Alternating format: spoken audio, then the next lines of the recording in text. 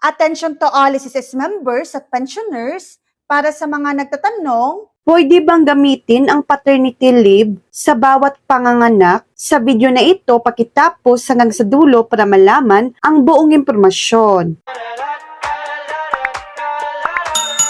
Oo, pwede po. Ngunit may limitasyon. Sa ilalim ng Paternity Leave Act, ang isang kwalipikadong empleyadong ama ay maaaring mag-avail ng 7 araw na paternity leave na may bayad sa bawat panganganak o miscarriage ng kanyang legal na asawa hanggang sa unang 4 na panganganak o miscarriage lamang. Para maging kwalipikado, kailangang legal na kasal ang empleyado sa ina ng bata, magkasama sila sa iisang tirahan, nagtatrabaho ang ama sa oras ng panganganak o miscarriage. Naaabisuhan ng employer alinsunod sa mga patakaran ng kumpanya at ng batas. Tandaan na ang paternity leave ay isang benepisyo sa ilalim ng batas sa paggawa at hindi benepisyo ng SSS. Iba ito sa SSS maternity benefit